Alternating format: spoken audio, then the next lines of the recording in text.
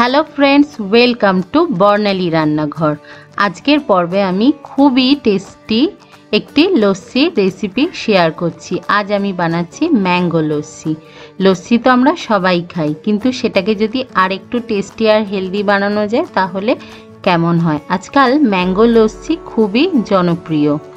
एकटा मिक्सार जारेर मध्य आमी दुटो गोलाप घास आम निয়েছি, খোসা ছাড়িয়ে টুকরো করে দিয়েছি। 50 গ্রাম চিনি দিলাম, চিনিটা চাইলে গুঁড়ো করেও দেয়া যায়। আর এখানে আমি 200 গ্রাম টক দই দিচ্ছি।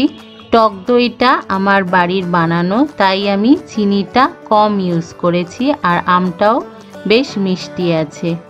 অন্য আম নিলে বা দইটা যদি দোকানের কেনা হয় সেক্ষেত্রে মিষ্টিটা বেশি লাগতে পারে। আর এর মধ্যে দিয়ে দিলাম কয়েক টুকরো বরফ।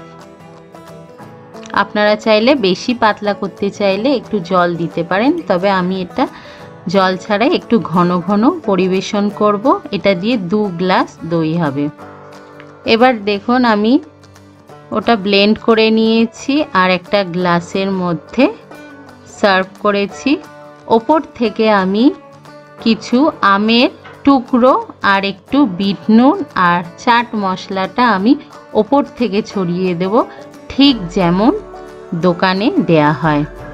আপনারা চাইলে এর উপরে আরেকটু বরফ কুচি দিতে পারেন। আর আবারও বলছি, যদি মনে করেন লস্যিটা একটু পাতলা করবেন সেক্ষেত্রে একটু ব্লেন্ড করার সময় ঠান্ডা জল এর মধ্যে অ্যাড করে নেবেন। দেখুন দেখতে খুব সুন্দর লাগছে আর খুবই টেস্টি আর রিফ্রেশিং।